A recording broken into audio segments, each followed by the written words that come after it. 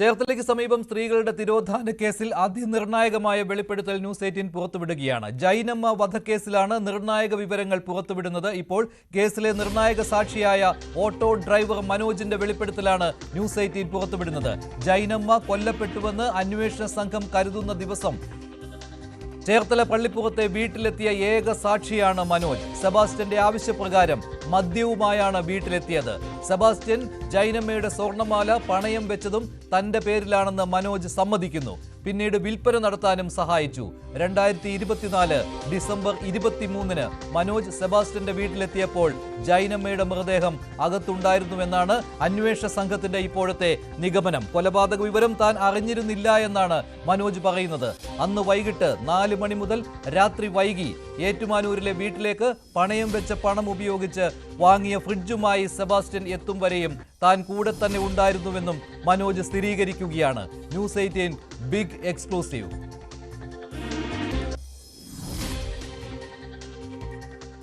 ഇവിടുത്തെ പ്രോപ്പർട്ടി ആയിട്ട് ബന്ധപ്പെട്ട് സെബാസ്റ്റ്യൻ വാങ്ങിയ പ്രോപ്പർട്ടിയാണോ അല്ലോ പറഞ്ഞിട്ടുണ്ട്?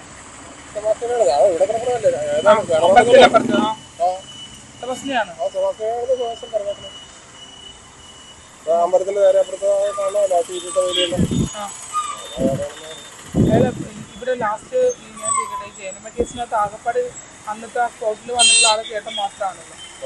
അയാൾ എന്തെങ്കിലും പറഞ്ഞിട്ടുണ്ടോ?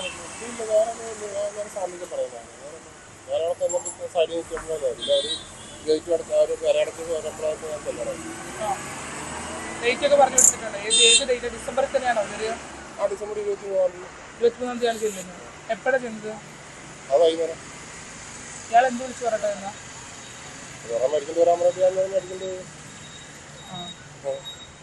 കുപ്പി അടിച്ചോണ്ട് നിങ്ങൾ എന്നിട്ട് വീട്ടിൽ കയറ്റുമോ? നിങ്ങളെ എന്ത് പറഞ്ഞു വിട്ട്?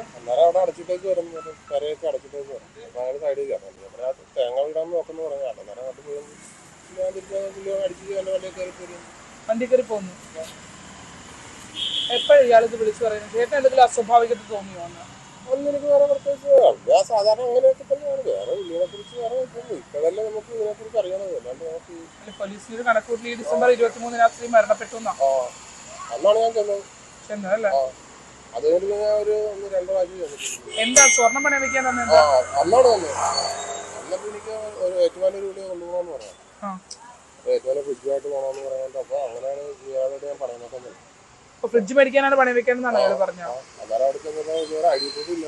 എന്തെങ്ങനെ വെക്കണം? അപ്പൊ എനിക്ക് പരിചയമുള്ള ബാങ്ക് മാലയിൽ എനിക്ക് പരിചയമുള്ള അങ്ങനെ അവിടെ കൊണ്ടു.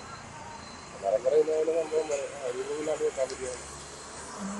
പക്ഷെ അവരെന്നിട്ട് വാങ്ങിയല്ലോ സ്വർണ്ണം. അപ്പൊ ഞാൻ എന്റെ വീട്ടിൽ വെക്കാം. അന്ന് എന്റെ വീട്ടിൽ വെക്കുമല്ലോ. നമുക്ക് ആ ഓട്ടം കിട്ടുന്ന അത് സ്ഥിരമായിട്ട് ഓട്ടം വിളിക്കാറുണ്ടോ? വിളിക്കാറുണ്ട്. എങ്ങോട്ടേക്ക് പോകുന്നത്? അവിടെ പോണ എവിടെയാണ്? അവരുടെ വീട്ടിലാണ് പോകുന്നത്. ഏറ്റുമാനൂർ ഒരു 2-3 പ്രാവശ്യം. ഇത്രയും വലിയ സംഭവമാണെന്ന് കരുതിയോ? ഈ പ്രായമുള്ളൊരു മനുഷ്യനല്ലേ ഇങ്ങനെയൊക്കെ ആകുന്നുള്ള പ്രതീക്ഷ നമുക്കില്ല. ഇത് കഴിഞ്ഞിട്ടല്ലേ ഇത്രയും പ്രശ്നങ്ങൾ. ഇയാൾ ജൈനമ്മയെ കൊണ്ടുവരുന്നത് എന്തായാലും നിങ്ങളൊക്കെ കണ്ടിട്ടുണ്ടാവുമല്ലോ. കാരണം ജൈനമ്മ ഇവിടെ ഇയാളുടെ കേസുമായിട്ടൊക്കെ ബന്ധപ്പെട്ടൊക്കെ ഒരുപാട് പ്രാവശ്യം വന്നിട്ടുള്ളതാണ്. എനിക്ക് അവര് പെണ്ണിനൊക്കെ അറിയാവുന്നത്, കൊച്ചിനൊക്കെ അറിയാം. നമ്മൾ ആ ഒരു വേറെ പെണ്ണെ കണ്ടാൽ നമ്മൾ ചോദിക്കും. എന്റെ വണ്ടികളൊന്നും ഇതിലൊന്നും പോലും ഇവിടെ സ്ഥിരമായിട്ട് വരുന്ന സ്ഥലമാണെന്ന് പറയുന്നുണ്ടായിരുന്നു. സ്ഥിരമായിട്ട് വല്ല ഇവിടെ മൊത്തം അവിടെ കയറുകട വരെ പിന്നീട് കേന്ദ്രം പ്രൈവറ്റ് ബസ്സൊക്കെ നേരത്തെ ഉണ്ടായിരുന്നൊക്കെ പറഞ്ഞിട്ടുണ്ട്. ഈ സ്വർണം കൊണ്ട് തന്നിട്ട് ഇയാൾ എന്ത് പറഞ്ഞു? ഇവിടെ വന്നോ സെബാസ്റ്റ്യൻ? അന്ന് തന്നെ അപ്പൊ തന്നെ വീടും പൂട്ടി ഇറങ്ങുമായിരുന്നു. ഞാൻ ചെന്നപ്പോ സാധനം മേടിക്കേണ്ട ചെല്ലണം. അല്ലെങ്കിൽ മേടിക്കേണ്ടി വരാൻ ഞാൻ മേടിക്കേണ്ടി വന്നു. വീടിനകത്തിരുന്നാണ് ഓടിച്ചത്? അല്ല, പുറത്തിരുന്ന വീട് പൂട്ടിയിട്ടേക്ക് വരും. പിന്നെ റെഡിയായി നിൽക്കുകയാണ്. കാലിക്കട്ടൊക്കെ പോരായിട്ട് സന്ധിക്കാം ചെല്ലുന്ന 4 മണി കഴിഞ്ഞപ്പോ അന്വേഷണ സംഘത്തോട് ഇതൊക്കെ പറഞ്ഞു. അയാൾ അന്നത്തെ ദിവസം ഈ ഡിസംബർ 23-ാം തീയതി ഇവര് മരിച്ചു എന്നുള്ളത് ഞാൻ ന്യൂസ് 18 റിപ്പോർട്ടറാണ്. സ്വർണ്ണം പണയം വെച്ചു എന്നുള്ളതല്ലേ ഉള്ളൂ. ഫോട്ടോയും കൊടുക്കില്ല. അല്ലാണ്ട് തന്നെ നടക്കില്ല. ഞാൻ കണ്ട് എനിക്കിപ്പോ മനസ്സിലുണ്ട്. ഫോണിലൊക്കെ യൂട്യൂബിലൊക്കെ എല്ലാരും അറിഞ്ഞല്ലോ ചേട്ടനോട് പണയം വെച്ചൊന്നുമില്ല. ഇപ്പൊ അതിനകത്ത് എന്തെങ്കിലും പ്രതികർക്കപ്പെട്ടിട്ടുണ്ടോ? ഇയാൾ എവിടെയെങ്കിലും സംശയം തോന്നിയിട്ടുണ്ടോ ഇയാളുടെ കാര്യങ്ങള്?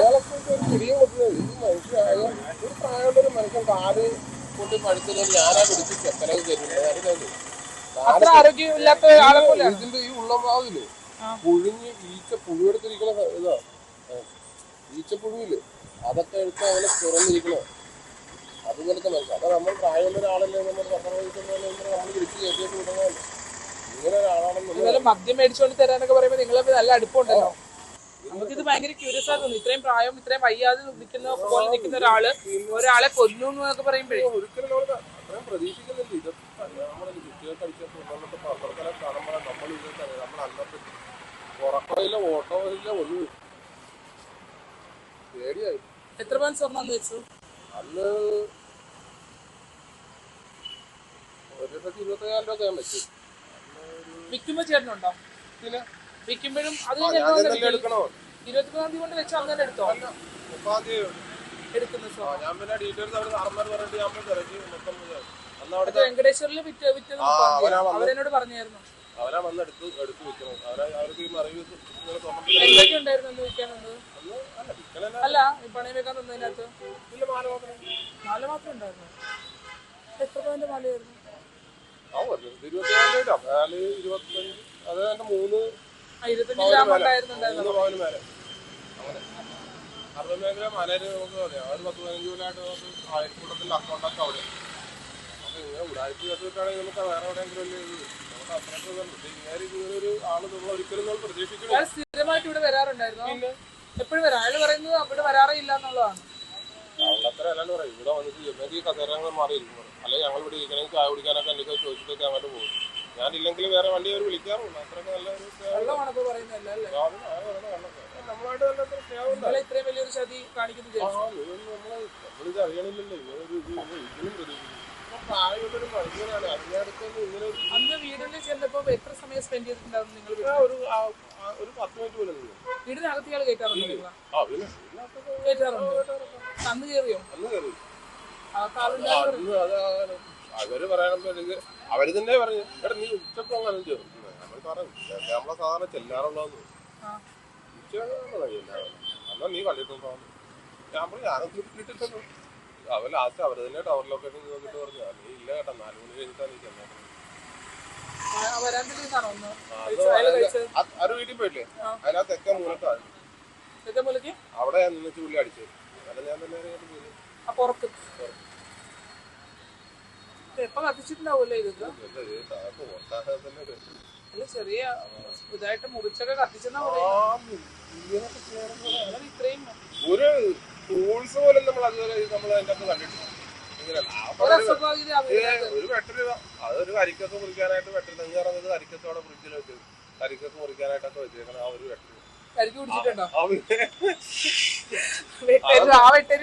അതാണ് ആകപ്പാടെ അവിടെ ഉണ്ടായിരുന്ന ഒരു ആയുധം എന്ന് പറയുന്നത് വേറെ ഒന്നും പാര പോലും ഇല്ലായിരുന്നു തേങ്ങ പാരമില്ല നമ്മളൊക്കെ തല്ലിപ്പൊട്ടിച്ചൊക്കെ തേങ്ങ അയാള് ശരിക്കും പറഞ്ഞ അന്ന് പുറത്തിരുന്ന് മദ്യപിച്ചിട്ട് അപ്പത്തിന് വീടിനകത്ത് കയറ്റിയതേ ഇല്ല അല്ലേ പുറത്തിരുന്ന് മദ്യപിച്ചിട്ട് അപ്പത്തിന് പോകുന്നു നിങ്ങൾ എത്ര സമയം സ്പെൻഡ് ചെയ്തിട്ടുണ്ടാവും 10 മിനിറ്റ് താഴെ 4 മണി കഴിയുമ്പോ തന്നെ നിങ്ങളോട് ഇറങ്ങി 4 മണിക്കാണ് ചേട്ടൻ അവിടെ എത്തുന്നത് അവരൊന്നും അടിക്കാനായിട്ട് എല്ലാ താമസമൊന്നുമില്ല പുള്ളിക്കാരൊന്നും അടിക്കാനായിട്ടൊന്നും വലിയ താമസമൊന്നുമില്ല ആ പൊട്ടിക്കണ താമസമല്ല ടയറടി വെള്ളോടിയാണ് ഇയാൾ കണ്ടപ്പോ എന്തെങ്കിലും ഒരു പരവേശം ഒന്നും തോന്നില്ല